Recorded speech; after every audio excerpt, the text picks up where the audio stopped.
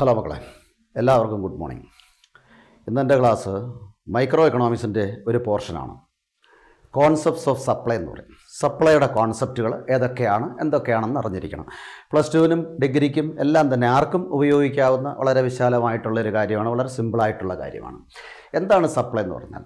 Supply means the quantity of a commodity offered for sale in the market at a price during a given period of time. അതായത് ഒരു പ്രത്യേക time പീരീഡിൽ ഒരു പ്രത്യേക പ്രൈസിന് വിൽക്കാൻ മാർക്കറ്റിലേക്ക് വന്നിരിക്കുന്ന സാധനങ്ങളുടെ അളവിനെ വിളിക്കുന്ന പേരാണ് സപ്ലൈ എന്ന് പറയും. ഓർത്തോണം.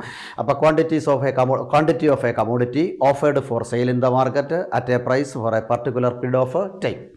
അല്ലെങ്കിൽ മറ്റൊരു വിധത്തിൽ പറഞ്ഞാൽ it is the quantity of goods for a certain price during a particular period of time or special period of time. അങ്ങനെ വേണേൽ പറയാം. ഒരു സ്പെസിഫൈഡ് പീരീഡ് ഓഫ് ടൈമിൽ ഒരു പർട്ടിക്കുലർ വിലയ്ക്ക് അല്ലെങ്കിൽ ഒരു ഗിവൺ പ്രൈസിന് വിൽക്കാൻ വന്നിരിക്കുന്ന സാധനങ്ങളുടെ ടോട്ടലിനെ വിളിക്കുന്ന പേരാണ് സപ്ലൈ എന്ന് പറയും. ഇനി ആ സപ്ലൈയുമായിട്ട് ബന്ധപ്പെട്ട് കിടക്കുന്ന ഒരു കാര്യമാണ് സ്റ്റോക്ക് എന്ന് പറയും.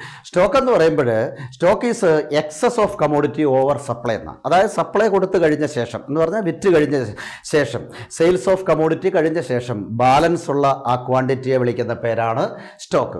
അപ്പോൾ നമുക്ക് ഇങ്ങനെ പറയാം, supply is A part of stock എന്ന് പറയാം. സ്റ്റോക്കിൻ്റെ ഒരു പാർട്ടാണ് സപ്ലൈ എന്ന് പറയുന്നത്. അപ്പോൾ സപ്ലൈ ഓൾറെഡി വിൽക്കാൻ തയ്യാറായി എത്തിയിരിക്കുന്നു, എന്നാൽ അത് കഴിഞ്ഞും ബാലൻസ് വേറെ കിടപ്പുണ്ട്.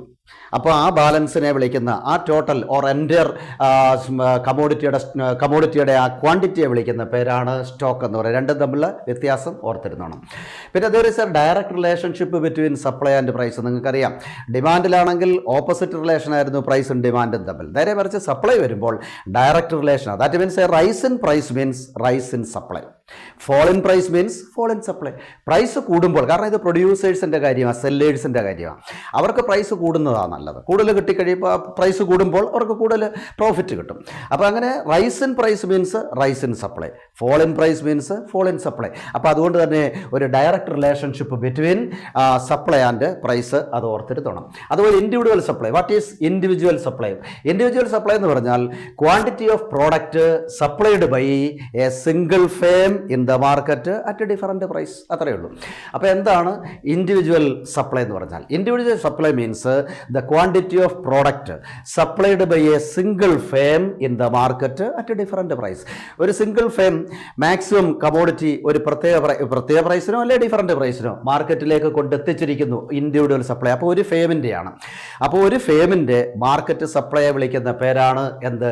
Individual supply. അങ്ങനെയാണെങ്കിൽ ഒരു അവരുടെ ഷെഡ്യൂൾ ഉണ്ട്. അടുത്തൊരു കോൺസെപ്റ്റാണ് ഇൻഡിവിജ്വൽ ഷെഡ്യൂൾ എന്ന് പറയും. Individual schedule that means the tabular form of quantity supplied and price. അതായത് ഡിഫറൻറ്റ് പ്രൈസും ഡിഫറൻറ്റ് ക്വാണ്ടിറ്റി സപ്ലൈഡും തമ്മിലുള്ള ആ ഒരു ടേബിൾ ഫോമിനെ വിളിക്കുന്ന പേരാണ് ഇൻഡിവിജ്വൽ സപ്ലൈ ഷെഡ്യൂൾ എന്ന് പറയും. Individual supply schedule a tabular form of price and also quantities of commodity അല്ലെ ക്വാണ്ടിറ്റി സപ്ലൈഡ്. അതുപോലെ തന്നെ നമുക്ക് individual curve, supply curve, individual supply curve അടുത്തൊരു കോൺസെപ്റ്റാണ്. That is the graphical representation of the tabular form. അതേയുള്ള ആ tabular form അല്ലെ table ഫോമിലൂടെ നമ്മൾ പ്രൈസും ക്വാണ്ടിറ്റിയും തമ്മിലുള്ള റിലേഷൻഷിപ്പിനെ കണ്ടില്ലേ, അതൊരു പടത്തിലൂടെ കാണിക്കുമ്പോൾ അതിനെ വിളിക്കുന്ന പേരാണ് ഇൻഡിവിജ്വൽ സപ്ലൈ കർവ് എന്ന് പറയും. Individual supply curve. അപ്പോൾ individual supply curve means graphical representation of tabular form എന്ന് പറയും. പിന്നെ ആ കർവിൻ്റെ പ്രത്യേകത എന്താണെന്ന് വെച്ചാൽ it slopes from left to right ആണ്, അപ്വേർഡ് സ്ലോപ്പിംഗ് ആണ്. അതായത് ആ കർവ് അപ്വേർഡ് സ്ലോപ്പിംഗ് ആണ്. അപ്വേർഡ് സ്ലോപ്പിംഗ് എന്ന് പറഞ്ഞാൽ ഞാൻ പറഞ്ഞു, പ്രൈസ് കൂടുമ്പോൾ സപ്ലൈ കൂടും. വേണമെങ്കിൽ ചുമ്മാ ഒന്ന് വരച്ച് കാണിക്കാം. OX-ൽ ക്വാണ്ടിറ്റി കൊടുത്തിരിക്കുന്നു, OY-ൽ പ്രൈസും കൊടുത്തിരിക്കുന്നു. അപ്പോൾ ആദ്യം പ്രൈസ് സപ്പോസ് P ആണെന്ന് വിചാരിക്കുക. അപ്പോൾ ടോട്ടൽ ക്വാണ്ടിറ്റി എന്ന് പറയുന്നത് M ആണെന്ന് വിചാരിക്കുക. ഇനി പ്രൈസ് കൂടി, ഇതാണ്ട് P1-ലേക്ക് പ്രൈസ് കൂടി, അപ്പോൾ ക്വാണ്ടിറ്റി ഇതാണ്ട് കൂടിയത് കണ്ടോ, M1 ആയിട്ട് കൂടി. അപ്പോൾ ആ രണ്ട് മൂലകൾ അതാണ്ട് ഇത് ചേർത്തുകൊണ്ട് ഇങ്ങനെ വരച്ചാൽ മതി. അപ്പോൾ ഇതിനെ നമുക്ക് സപ്ലൈ കർവ് എന്ന് വേണം പറയാം. അപ്പോൾ സപ്ലൈ കർവ് എന്ന് പറഞ്ഞാൽ അപ്വേർഡ് സ്ലോപ്പിംഗ് ആണ്. അതിൻ്റെ കാരണം എന്താണെന്ന് വെച്ചാൽ rise in price means rise in supply ആണ്. പ്രൈസ് കണ്ടില്ലേ, P-യിൽ നിന്ന് P1-ലേക്ക് പ്രൈസ് കൂടി, അപ്പോൾ ക്വാണ്ടിറ്റി സപ്ലൈഡ് എമ്മിൽ നിന്ന് M1 കൂടി. അപ്പോൾ ആ രണ്ട് ഏരിയ ദാണ്ട് ആ രണ്ട് എൻഡ് ചേർത്ത് നമ്മളൊരു പടം വരയ്ക്കും.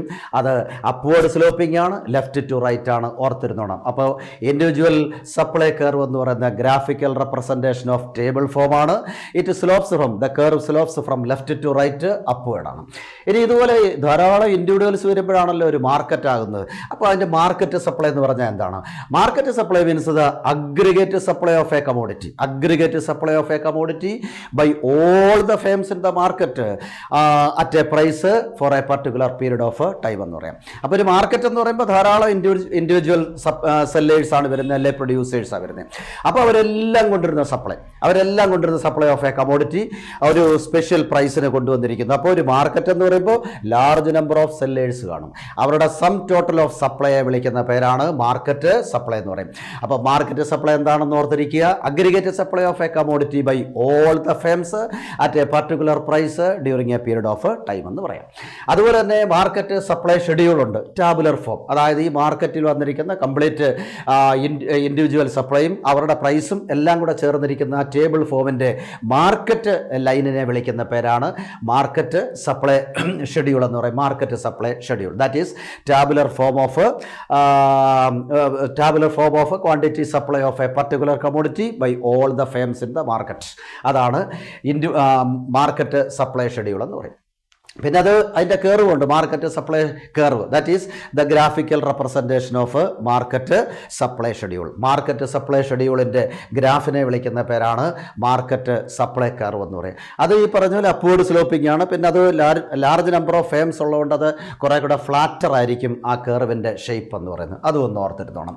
അപ്പോൾ ഇത്രയും കാര്യങ്ങൾ. അപ്പോൾ സപ്ലൈ എന്താണ്? Stock, direct relationship between price and supply, അതുപോലെ തന്നെ ഇൻഡിവിജ്വൽ സപ്ലൈ, അതുപോലെ individual supply schedule, individual supply curve, market supply schedule and market supply curve. ഇത്രയും കാര്യങ്ങൾ ഇതിൻ്റെ കോൺസെപ്റ്റായിട്ട് ഓർത്തിരിക്കണം.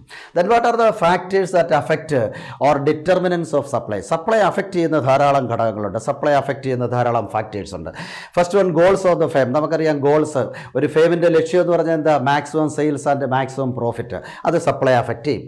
Price of substitutes. നമുക്കറിയാം സബ്സ്റ്റിറ്റ്യൂട്ട് കമോഡിറ്റി ധാരാളമായിട്ട് നമ്മുടെ കമോഡിറ്റിയിലുണ്ട്. ഹൈ പ്രൈസ് കിട്ടുന്ന സാധനം മാത്രമേ പ്രൊഡ്യൂസേഴ്സ് പ്രൊഡ്യൂസ് ചെയ്യത്തുള്ളൂ. അതാണ് സബ്സ്റ്റിറ്റ്യൂട്ട്. ഇപ്പോൾ വീറ്റും റൈസും നമ്മൾ എടുക്കുക, ഗോതമ്പ് അരി എടുക്കുകയാണെങ്കിൽ rise in price of rice ആണെങ്കിൽ, അതായത് an increase in the price of rice ആണെങ്കിൽ ആ റൈസ് മാത്രം പ്രൊഡ്യൂസ് ചെയ്യാനേ പ്രൊഡ്യൂസേഴ്സ് തയ്യാറാകത്തുള്ളൂ. അപ്പോൾ സബ്സ്റ്റിറ്റ്യൂട്ടിൻ്റെ പ്രൈസ് അനുസരിച്ചിരിക്കും. അതുപോലെ തന്നെ price of factors of production. നമുക്കറിയാം ഫാക്ടേഴ്സ് ഓഫ് പ്രൊഡക്ഷൻ മിനിമം ആയെങ്കിൽ മിനിമം കോസ്റ്റിൽ മാക്സിമം പ്രൊഡ്യൂസ് ചെയ്യാൻ പറ്റത്തുള്ളൂ. അതുപോലെ ചേഞ്ച് ഇൻ ടെക്നോളജി. എല്ലാവരും നോക്കുന്ന മറ്റൊരു കാര്യമാണ് technology. That means new methods of production. പുതിയ മെത്തേഡ്സ് ഓഫ് പ്രൊഡക്ഷന് വേണ്ടി ടെക്നോളജി യൂസ് ചെയ്യുമ്പോൾ കോസ്റ്റ് ഓഫ് പ്രൊഡക്ഷൻ കുറയും, സപ്ലൈ കൂടും. അതുപോലെ പ്രൈസ് ഓഫ് ദ കമോഡിറ്റി. കമോഡിറ്റിയുടെ പ്രൈസും നമ്മൾ നോക്കും. അതായത് കമോഡിറ്റിയുടെ price is also related to supply. നമുക്കറിയാം rise in price means rise in supply ആണ്. അതുപോലെ തന്നെ expected change in price. That means future price follow ചെയ്യുകയാണെങ്കിൽ തീർച്ചയായിട്ടും പ്രൊഡ്യൂസേഴ്സ് സപ്ലൈ റൈസ് ചെയ്യും. അതുപോലെ തന്നെ നാച്ചുറൽ ഫാക്ടേഴ്സ് ഉണ്ട്. നാച്ചുറൽ ഫാക്ടേഴ്സ് അതായത് ഫ്ലഡ്സ്, അതായത് വെള്ളപ്പൊക്കം, അതുപോലെ ഡ്രോട്ട്, വരൾച്ച, ഇതൊക്കെ തന്നെ ഇതിനെ ബാധിക്കും, സപ്ലൈയെ ബാധിക്കും. അതൊക്കെ ഉണ്ടാകുമ്പോൾ സപ്ലൈ കുറയും. അതുപോലെ transport and communication also races supply. അതായത് സപ്ലൈ റേസ് ചെയ്യുന്ന, പ്രൊമോട്ട് ചെയ്യുന്ന ഫാക്ടേഴ്സാണ് ട്രാൻസ്പോർട്ടും കമ്മ്യൂണിക്കേഷനും. അതുപോലെ തന്നെ taxation policy. High tax means reduction in supply ആണ്. അതുകൊണ്ട് ടാക്സ് വളരെയധികമായിട്ട് ഈ സപ്ലൈയെ ബാധിക്കും. ടാക്സ് കുറഞ്ഞാൽ ഈ പ്രൊഡ്യൂസേഴ്സിന് അത് വളരെ ഹെൽപ്ഫുൾ ആയിരിക്കും. അതുപോലെ എഗ്രിമെൻറ്റ് എമംഗ് പ്രൊഡ്യൂസേഴ്സ്. അതായത് പ്രൊഡ്യൂസേഴ്സ് ചിലപ്പോൾ പലപ്പോഴും ഗ്രൂപ്പായിട്ട് ഒരു എഗ്രിമെൻറ്റിലൂടെ ഒരു അഡ്ജസ്റ്റഡ് പ്രൈസിലൂടെ പോകും. അത് സപ്ലൈ അഫക്റ്റ് ചെയ്യും. പിന്നെ ലാർജ് നമ്പർ ഓഫ് പ്രൊഡ്യൂസേഴ്സിൻ്റെ എണ്ണം കൂടുതലാണെങ്കിൽ മാർക്കറ്റ് സപ്ലൈ ഓൾസോ ഇൻക്രീസസ്. അതുപോലെ it also affect economic conditions. For example boom period ആണെങ്കിൽ സപ്ലൈ റൈസ് ചെയ്യും, നേരെ മറിച്ച് റിസഷൻ പീരീഡ് ആണെങ്കിൽ സപ്ലൈ റെഡ്യൂസ് ചെയ്യും. പിന്നെ ടൈം പീരീഡ് ഈസ് ഓൾസോ, അതായത് ഷോർട്ട് പീരീഡിലാണെങ്കിൽ നെവർ റൈസിങ് സപ്ലൈ റൈസ് ചെയ്യാനൊക്കത്തില്ല. ലോങ് പീരീഡിൽ മാത്രമേ സപ്ലൈ റൈസ് ചെയ്യാൻ പറ്റത്തുള്ളൂ. അപ്പോൾ ടൈം പീരീഡും അത് എസെൻഷ്യലാണ്. അപ്പോൾ നമ്മൾ ഈ പറഞ്ഞിരിക്കുന്ന ഈ കോൺസെപ്റ്റ് ഓഫ് സപ്ലൈയും അതുപോലെ തന്നെ ഈ ഡിറ്റർമിനൻസും ഇത് രണ്ടും കൂടെ ചേരുമ്പോൾ അതിനെ വിളിക്കുന്ന പേരാണ് supply function. So what is supply function? അതായത് functional relationship between the supply concepts and also its determinants. അപ്പോൾ ഡിഫറൻ്റ് ആയിട്ടുള്ള ഈ സപ്ലൈ കോൺസെപ്റ്റ്സും അതുപോലെ തന്നെ അതിൻ്റെ ഡിറ്റർമിനൻസും, നമ്മളിപ്പോൾ പറഞ്ഞ 10-12 ഡിറ്റർമിനൻസും ഇത് തമ്മിലുള്ള ബന്ധത്തെ വിളിക്കുന്ന പേരാണ് എന്ത്? Supply function. വേണമെങ്കിൽ അതിനെ ഒരു ഇക്വേഷനായിട്ട് ഇങ്ങനെ എഴുതാം. S X, that is the function of P X, P R, P F P, T and G. S X എന്ന് പറഞ്ഞാൽ സപ്ലൈ ഓഫ് എക്സ് കമോഡിറ്റിയുടെ സപ്ലൈ. അതാരുമായിട്ട് ബന്ധപ്പെട്ടിരിക്കുന്നു? Price of X commodity, price of related commodity അറിയാമല്ലോ, സബ്സ്റ്റിറ്റ്യൂട്ടോ കോംപ്ലിമെൻസോ ഒക്കെ.